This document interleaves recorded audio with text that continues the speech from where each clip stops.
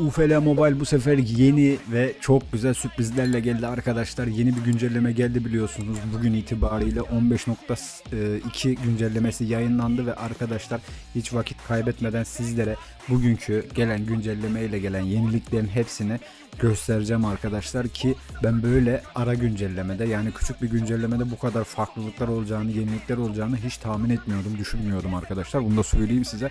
Çok güzel şeyler var. Şimdi öncelikle nereye gideceğiz arkadaşlar? Mesaj kutunuza muhtemelen size arkadaşlar bir mesaj geldi. Tamam mı? Herkeste var bu mesaj arkadaşlar. Yani olayı değişti tamamen şu anda. Oyuncu yükseltme olayı değişti arkadaşlar. Direkt bunu göstereceğim size. Oyuncu geliştirme ve yükseltme kısmında arkadaşlar bu zamana kadar yapılan fazlalık geliştirmeler, yani fazlalık kullanmış olduğunuz kartlar ve RF'ler arkadaşlar size geri iade edildi. Buradan bu mesajlara girdiğinizde buradan alındı dediğiniz zaman fazlalık yüklemiş olduğunuz, yükseltme yaptığınız kartların hepsini geri alacaksınız. Hatta RF'lerinizi de geri alacaksınız arkadaşlar. Şimdi ne oldu? Mevzu ne arkadaşlar? Hemen gidelim. Bakın, kulübe gittiniz. Herhangi bir oyuncuya gittiniz arkadaşlar. Bundan önce biliyorsunuz ki yükseltme kısmında arkadaşlar oyuncunun kopya kartı gerekiyordu. Artık gerekmiyor. Ve şu anda Oliver Kahn bende 2 yıldız olmasına rağmen 3. yıldızı ben tek bir kartla dahi yapabiliyorum ve bu kart için de kopya kartı olmasına gerek yok arkadaşlar. Tıklıyorsunuz ve gördüğünüz gibi elinizde bulunan bu 89 üzeri kartlarla beraber arkadaşlar, yani aslında bu kartlarda hani bu aşamadaki kartların, yani bu konseptteki kartlardan tekrar yükleyebiliyorsunuz. Ve farkındaysanız Oliver Kahn'a ben basmış olduğum fazlalık kart da şu anda elimde mevcut. Yani ben normalde 3 tane kart basmıştım arkadaşlar. 1. yıldız için bir tane, 2. yıldız için 2 tane basmıştım ve 2 yıldız yapmıştım, ama şimdi arkadaşlar o 2. yıldızı yapmak istediğim o ikinci kartı bana geri iade ettiler. Yani her yıldızı artık arkadaşlar tek bir kartla yapabiliyorsunuz. Şimdi ben burada hiç kullanmayacak olduğum bir kart var mesela. Oliver Kahn'ı diyelim ki İto'yla ben bu şekilde yükselteceğim ve RF'mi görüyorsunuz arkadaşlar. 174.000 RF'm var şu anda. Şu ana kadar fazladan kullanmış olduğum bütün RF'ler hesabıma geri yüklendi. Bu herkeste aynı arkadaşlar. Mesajlardaki o mesajı alındı yapıyorsunuz. Ben şimdi geldim buradan Oliver Kahn'ı İto'yla beraber yükselttim ve 3 yıldız yaptım arkadaşlar. Artık olay çok daha güzel oldu. Geliştirmeler, yükseltmeler çok daha kolay olmaya başladı arkadaşlar. Gördüğünüz gibi aslında beklediğimiz bir mevzuydu, erken geldi, kesinlikle erken geldi. Ben daha ileriki zamanlarda olur diye düşünüyordum bu. Çok daha iyi oldu. Konum alma ve dalış menzili diyor arkadaşlar. Ben burada konum almayı bir tıklayayım bakayım. Bunu bir seçelim bakalım arkadaşlar. Artık bize faydası ne olur? Tabi burada şimdi antrenman da yaptırabileceğiz arkadaşlar. Gördüğünüz gibi 30 seviyeye kadar çıkartabiliyoruz. Yani burada maxladığınızda 30 seviyede 192.000 istiyor arkadaşlar. Ve ben Oliver Kahn'ı bu şekilde 30 seviye, hayır 20 seviye yaptık değil mi? Aynen 20 seviye, pardon, çok özür diliyorum. 20 seviye yapmış olduk arkadaşlar ve Oliver Kahn'ımız gördüğünüz gibi 95 gen ve 3 yıldız oldu arkadaşlar. Bunu kalkıp Roberto Carlos için de yapabilirim. Roberto Carlos için elimde 2 tane daha kart var arkadaşlar. Gördüğünüz gibi yani ben şu anda Roberto Carlos'u 4 yıldız yapabiliyorum. Hatta ayrıyetten farklı bir kart ekleyip daha da arttırabilirim. Ama sonuçta kopya kartı var. Niye kullanmayayım? Burada kullanırım arkadaşlar bunları. Aynı şekilde geldiğinizde Mbappe'ye arkadaşlar. Mbappe'ye geldiğiniz şu anda 2 yıldız. Burada bir tane de fazladan var. Ya da farklı bir kart kullanarak bunları yapabilirim. Şu anda şuradakiler ilk 11'de olduğu için bunları kullanamıyorsunuz arkadaşlar. Yani bu arkadaşlar oyuncunuza seviye yükseltme, ondan sonra yıldız kazandırma konusunda çok güzel bir sistem. Çok iyi oldu. Yani bunu dediğim gibi bekliyorduk ve çok iyi oldu bu olay. İkincisi arkadaşlar, bundan sonra artık görevler kısmına geldiğinizde ki oyuna giriş esnasında bu sizin karşınıza çıkacak. Günlük bonuslar geldi arkadaşlar. Gördüğünüz gibi günlük her girişinizde haftalık, yani 7 gün boyunca arkadaşlar yeni ödüllerimiz var. İlk gün bugün için gelen sandık anahtarıydı. Yarın için de arkadaşlar 1 saat sonra gösteriyor. 1 saat sonra da tekrardan yeni günün girişinde arkadaşlar bir tane sandığımız var gördüğünüz gibi. Bence gayet mantıklı şeyler olmaya başladı oyunda. Yani onun haricinde mağazada herhangi bir şu anda değişiklik var mı? Şöyle söyleyeyim arkadaşlar size. Şimdi Arkadaşlar biliyorsunuz ayın 22'sinde 3. sandıklar gelecek ama buradaki sistemde komple şu anda değişmiş durumda. Artık bu sandıklar arkadaşlar 15 günlük bir döngüye giriyor ve bu 15 günlük döngünün sonucunda her sandık kalkacak arkadaşlar. Bunu size söyleyeyim. Şimdi yaz yıldızları birinci paketi, örnek veriyorum 3. paket gelecek. 3. paket geldi mi arkadaşlar 15 gün boyunca devam edecek. 15 gün boyunca devam ettikten sonra da tamamen kalkacak arkadaşlar. Bunu söylüyorum. Bu kötü mü? Bence kötü oldu. Yani daha farklı bir sistem olabilirdi diye düşünüyorum. Hani kalkması. Ben sonuçta şimdi yaz yıldızları 2'den şey yapabiliyorum. Paket açabiliyorum şu anda. Ama işte 4 gün sonra burada bunlar kalkacak. Bunlardan daha açamayacağız arkadaşlar. Yani 1 ve 2 koleksiyon için sizin için orada bitmiş olacak.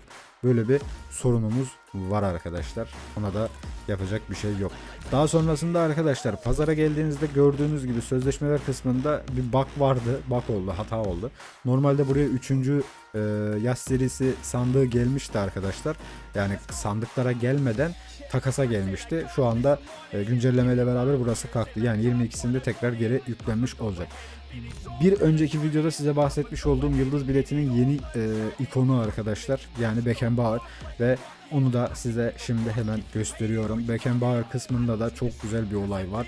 Bu zamana kadar Oliver Kahn'da ya da diğerlerinde niye yoktu? Roberto Carlos'ta niye yoktu bilmiyorum ama Beckenbauer'da arkadaşlar özel bir yetenek var. Oyunun temel kartı geldiğinde direkt özellikle beraber gelmiş olacak arkadaşlar. Özelliği de şu: süpürücü adında bir özellik arkadaşlar. Oyuncunun savunmadaki yerleşimini güçlendirir ve dağınık topları temizlemek için daha hızlı bir hızlanma sağlar diyor. Franz Beckenbauer'da arkadaşlar biliyorsunuz ki yeni yıldız biletinde premium kısmında olacak olan ikonumuz arkadaşlar. Yani bize vermiş oldukları fotoğrafta kart fotoğrafında fotoğrafı farklıydı. Şu an burada farklı görünüyor arkadaşlar.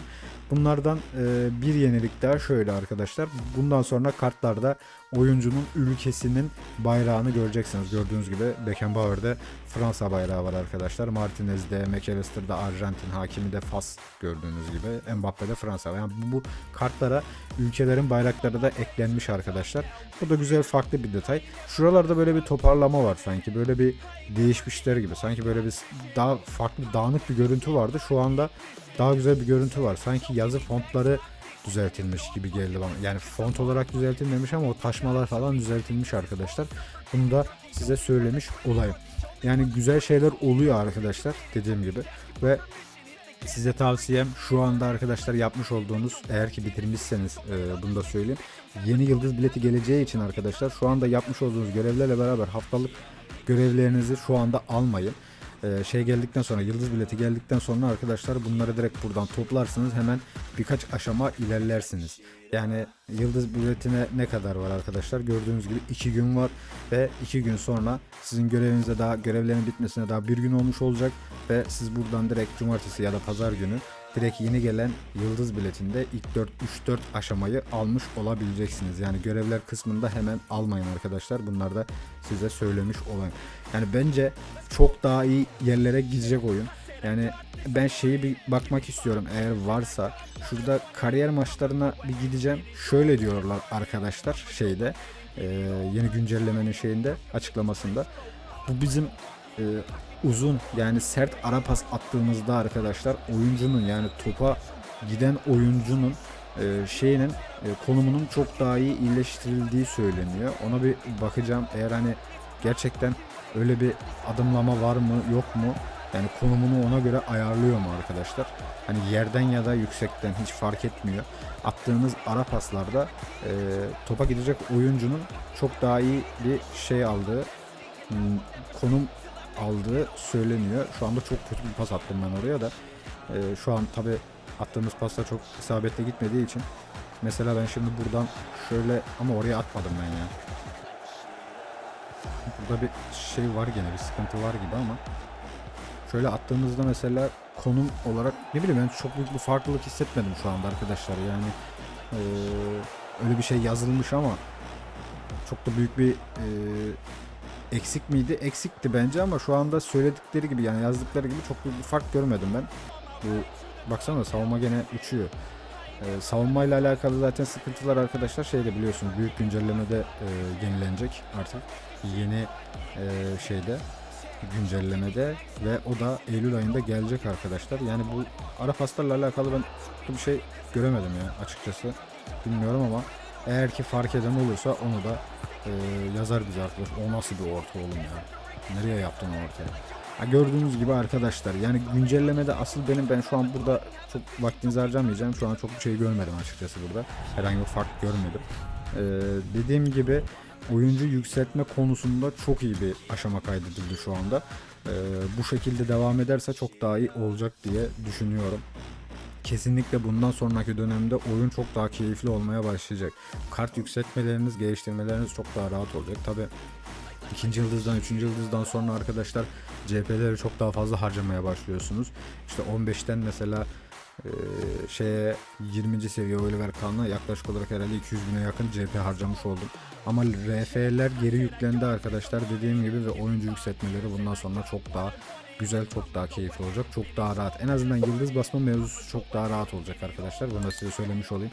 Bir sonraki videoda görüşmek üzere. Kendinize çok iyi bakın. Haydi bay bay. I don't do this shit 'cause I think that you're running. I just do this shit 'cause I know that